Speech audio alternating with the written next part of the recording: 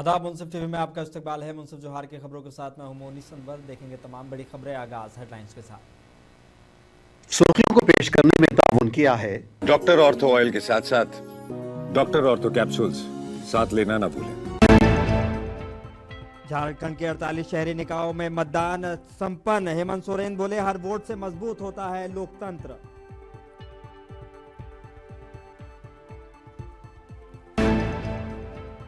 पप्पू यादव और निशिकांत दुबे के बीच जुबानी जंग। पप्पू यादव बोले दुबे की पैदाइश से पहले से हैं सांसद।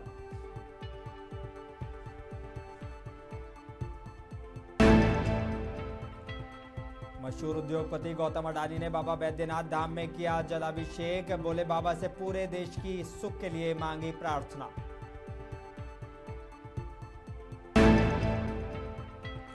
जमशेदपुर में गोविंदपुर पैसेंजर हॉल्ट का बनाया गया 16वां स्थापना दिवस। स्टेशन का दर्जा देने की उठी मांग।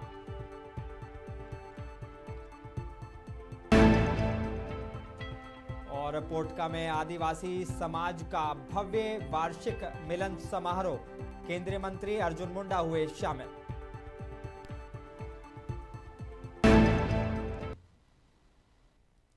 आगाज करेंगे झारखंड की कुछ अहम और बड़ी खबरों के साथ। सीएम हेमंत सोरेन ने झारखंड के लोकतांत्रिक उत्सव का आज एक महत्वपूर्ण दिन रहा है। सीएम हेमंत सोरेन ने कहा कि ये एक अच्छी पहल है। राज्य के 48 शहरी स्थानीय निकायों में मतदान समाप्त हो गया है। झारखंड में नगर निगम चुनाव के मौके पर मुख्यमंत्री हेमंत सोरेन ने अपनी पत्नी कल्पना सोरेन के साथ मतदान भी किया है। इस दौरान मुख्यमंत्री ने कहा कि हर वोट लोकतंत्र को मजबूत बनाता है और जनता के अधिकारों की रक्षा करता है। मतदान के दौरान सुरक्षा और चुनावी प्रक्रिया को पूरी तरह सुनिश्चित किया गया है। लोकतांत्रिक व्यवस्था का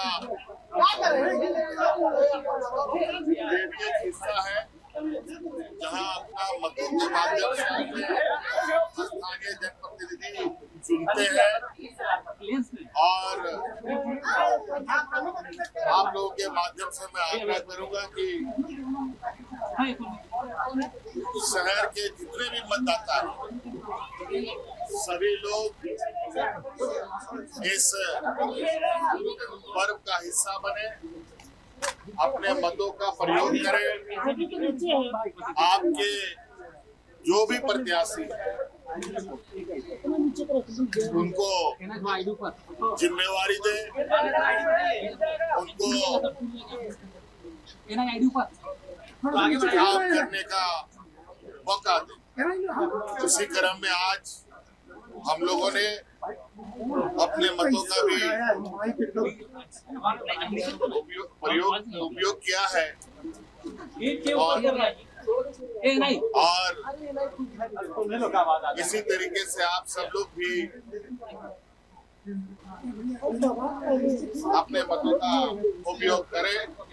और विशेषकर आप पत्रकार मित्र लोग, आप लोग कैमरा लेके घूम रहे हैं, अपना मत देने के बाद कैमरा लेके घूमे और मतों का।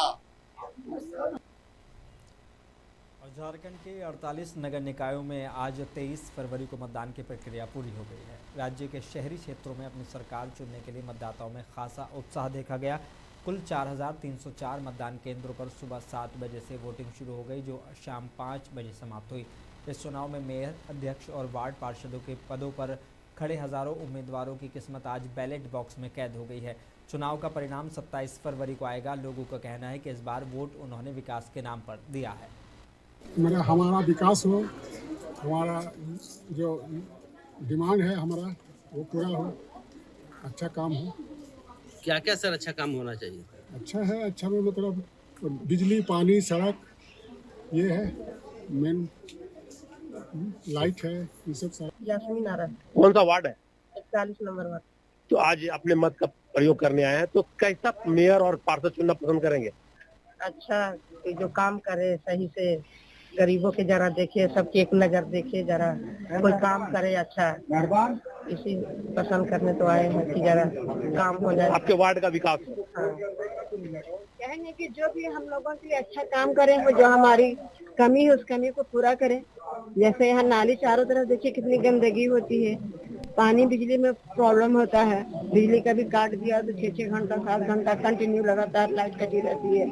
उसको पाट करके काटिए तो हम लोगों को, आम जनता को तकलीफ नहीं होनी चाहिए। जामताड़ा नगर पालिका चुनाव 2026 के लिए मतदान 5 बजे समाप्त हो गया। कड़ी सुरक्षा के बीच लोग बढ़ चढ़कर अपने मताधिकार का इस्तेमाल करते हुए नजर आए। जामताड़ा और मिहिजाम के सभी बूथों पर पुलिस बल और मजिस्ट्रेट की तैनाती के बीच वोटिंग शांतिपूर्ण तरीके से संपूर्ण हुई है। सुबह से ही महिलाओं की लंबी कतारें देखी गईं। बुजुर्ग हो या पहली बार वोट डालने वाले युवा, हर किसी में लोकतंत्र के इस पर्व को लेकर खास उत्साह देखा गया। हालांकि कुछ मतदाता बैलेट पेपर को लेकर थोड़ा असमंजस में दिखे। यहाँ जामताड़ा का परिवर्तन होना चाहिए, मतलब पहले ऐसा नहीं है, लेकिन अब परिवर्तन थोड़ा सही होना चाहिए। तो क्या काम चाहते हैं? चाहते हैं यहाँ बच्चा सबके लिए एक अच्छा टीचर चाहिए, लाइब्रेरी चाहिए, डॉक्टर चाहिए। यहाँ सबसे बड़ी प्रॉब्लम है डॉक्टर यहाँ नहीं है। डॉक्टर का जरूरी है, इमरजेंसी पड़ता है, बाहर जाना पड़ता है। एक अच्छे डॉक्टर, स्कूल कॉलेज जो बच्चे को पढ़ने के लिए बाहर भेजा जाता है, वो हमको जामताड़ा में चाहिए। अच्छा, जो अभी तक वोट नहीं किए हैं उन लोग से भी कहेंगे कि अच्छा अथी को चुनिए, जो अच्छा काम कर सके। आप कितने बजे लाइन में लगे थे? अभी हम 5 मिनट पहले लगे, इस तुरंत हो गया मेरा। सुविधा अच्छा है, कोई दिक्कत नहीं है। अदानी समूह के चेयरमैन गौतम अडानी आज आध्यात्मिक यात्रा पर झारखंड पहुंचे। यहां उन्होंने देवघर स्थित विश्व प्रसिद्ध बाबा बैद्यनाथ धाम में भगवान शिव के दर्शन किए और विधि विधान से पूजा अर्चना की। मंदिर पहुंचने पर तीर्थ पुरोहितों ने उनका पारंपरिक तरीके से स्वागत किया। इसके बाद वो सीधे गर्भगृह में गए, जहां उन्होंने बाबा बैद्यनाथ का जल अभिषेक किया। पूजा वैदिक रीति रिवाज और मंत्रोच्चार के बीच संपन्न कराई गई। दर्शन के बाद गौतम अडानी ने मंदिर परिसर में कुछ समय ध्यान और प्रार्थना में भी व्यतीत किया है। बाबा धाम में आके दर्शन करो और आज बाबा बैद्यनाथ के चरणों में माथा टेककर एक मन से शांति प्राप्त करने बिहार के पूर्णिया से निर्दलीय सांसद पप्पू यादव और झारखंड के गोड्डा से भाजपा सांसद निशिकांत दुबे के बीच एक्स पर आरोप प्रत्यारोप का दौर चल रहा है। पप्पू यादव ने दुबे पर उद्योगपतियों के एजेंट होने और नेहरू गांधी परिवार के खिलाफ दुष्प्रचार फैलाने का आरोप लगाया। वहीं दुबे ने पलटवार करते हुए दावा किया कि पप्पू यादव हाल ही में बीजेपी में शामिल होने की कोशिश कर रहे थे। निशिकांत दुबे के बीजेपी में एंट्री वाले दावे पर पप्पू यादव का गुस्सा 7वें आसमान पर पहुंच गया। उन्होंने अपने पुराने सियासी रुतबे की याद दिलाते हुए एक्स पर लिखा, महोदय का तो नाम नहीं लिए थे, पर जब ये सामने आ गए हैं तो इनसे पूछ लिया जाना चाहिए कि प्रमोद महाजन के यहाँ कौन सी जमीन की जमींदारी संभाल रहे थे। पप्पू यादव ने आगे लिखा, दलाली की जमींदारी के माँ उपाध्याय, आपके पैदाइश से पहले कई दफे हम सांसद रह चुके हैं। निशिकांत दुबे लगातार सदन में भी राहुल गांधी को महामूर्ख मैंने वही कहा, राहुल गांधी जी की जो राजनीतिक कैरियर है, जो पढ़ाई है, वो अंदाजा कीजिए।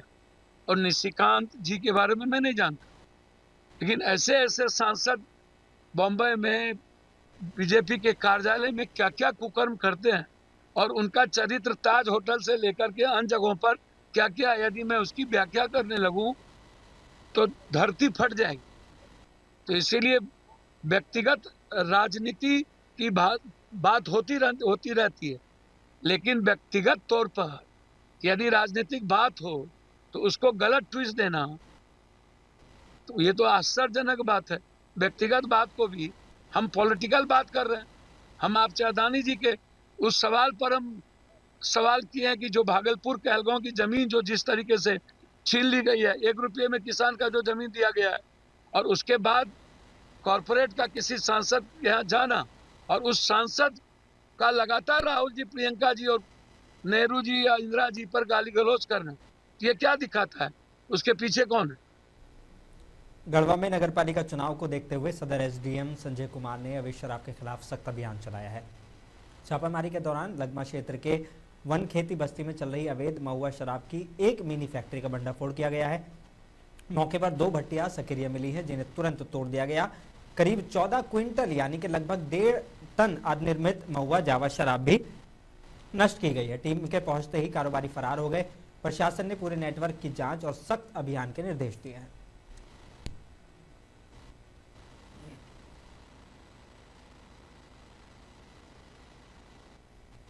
बिहार सरकार ने फैसला किया है कि राज्य में खुले में मांस और मछली की बिक्री पर प्रतिबंध लगाया जाएगा। बिहार के उप मुख्यमंत्री विजय कुमार सिन्हा ने ऐलान करते हुए बताया कि ये फैसला हाइजीन और पब्लिक ऑर्डर बनाए रखने के लिए तालीमी इदारों, मजहबी जगहों और भीड़भाड़ वाली जगहों पर लागू किया जाएगा। देखिए, नई सरकार की नई पहल बदलते बिहार का स्वरूप साफ झलक रहा है। हमने नगर विकास विभाग के अंदर बैठक कर और जन कल्याण संवाद के तहत बुद्धिजीवियों के साथ बैठक में जो विषय आया था उसको गंभीरता से लिया कि स्वास्थ्य के दृष्टिकोण से, सामाजिक सौहार्द के लिए और बच्चों के हिंसक प्रवृत्ति रोकने के लिए हम शैक्षणिक संस्था के निकट, धार्मिक संस्था के निकट और खुले में भीड़ भाड़ के जगह पर इस तरह के खुला मांस मछली की बिक्री कहीं न कहीं मेरे पवित्र भावनाओं को प्रदूषित करता है। इससे हटकर जो नियम है उस नियम के तहत लोग काम करें।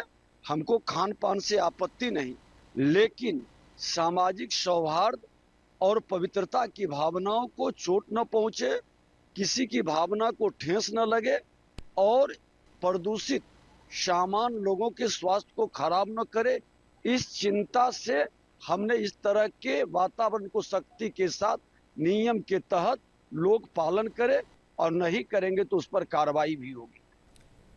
जमशेदपुर के गोविंदपुर में रेलवे पैसेंजर हॉल्ट का 16वां स्थापना दिवस मनाया गया है। इस मौके पर आयोजित सभा में स्थानीय लोगों ने एक स्वर में मांग उठाई कि गोविंदपुर पैसेंजर हॉल्ट को अब रेलवे स्टेशन का दर्जा दिया जाए। स्थानीय लोगों का कहना है कि गोविंदपुर और आसपास के इलाकों में बड़ी आबादी रहती है और रोज बड़ी संख्या में यात्री यहां से ट्रेन पकड़ते हैं। ऐसे में अगर गोविंदपुर रेलवे पैसेंजर हॉल्ट को रेलवे स्टेशन का दर्जा मिल जाए तो यात्रियों को काफ़ी सुविधा होगी। लोगों ने मांग की है कि यहाँ ट्रेनों को कम से कम 1 मिनट का ठहराव सुनिश्चित किया जाए। साथ ही शौचालय की बेहतर व्यवस्था, पीने के पानी की सुविधा और दोनों ओर बैठने के लिए शेड लगाए जाने की भी ज़रूरत बताई है। आज गोविंदपुर स्टेशन का 16वां स्थापना दिवस मनाया गया। यहाँ के ग्रामीणों के साथ साथ क्षेत्र की तमाम जनता के साथ, तमाम समाज सेवी, तमाम पार्टी से जुड़े हुए लोगों का साथ साथ जो हमारे संघर्षशील यहाँ के लोग थे, स्थानीय लोग थे, जो यहाँ का संघर्ष किया स्टेशन निर्माण के लिए, आज जो हॉल्ट का रूप दिया, उसी खुशी में आज सब यहाँ एकत्रित होकर स्थापना दिवस मनाया गया। क्या मांग है आप लोगों का? आने वाले दिन में ये हॉल्ट का रूप बदले, जैसे आदित्यपुर स्टेशन विकसित हुआ उसी प्रकार हमारा गोविंदपुर स्टेशन भी विकसित हो। यहाँ का ओवरब्रिज जल्द से जल्द बने कि इस क्षेत्र के लोगों को जो जाम से समस्याएं होती है, कठिनाई होती है, उस कठिनाई से हम लोग कैसे मुक्ति पाए। इसीलिए यथाशीघ्र हम लोग स्टेशन का साथ साथ ओवरब्रिज का जो बहुत कुछ कारण से लटका हुआ है यथाशीघ्र हो जाए, यही कामना करते हैं। साथ ही साथ जो यहाँ 3:30 बजे वाला जो लोकल जो बंद है, प्लेटफॉर्म में शौचालय की व्यवस्था नहीं है, दोनों साइड सेट की जो कमी है, लाइट की कमी है, आपका भोर से यहाँ आना जाना शुरू हो जाता है। यात्री के साथ साथ प्रातः भ्रमण करने के लिए भी, मॉर्निंग वॉक करने के लिए भी इस क्षेत्र का लोग प्लेटफॉर्म को यूज करते हैं। हम रेलवे से डिमांड करना चाहते हैं कि पर्याप्त लाइट हो, शौचालय की व्यवस्था हो, शेड बने, दोनों साइड लाइन आपका बढ़ रहा है तो दोनों साइड आपका शेड का भी निर्माण होना चाहिए कि आंधी पानी में जैसा यात्री ना भीगे।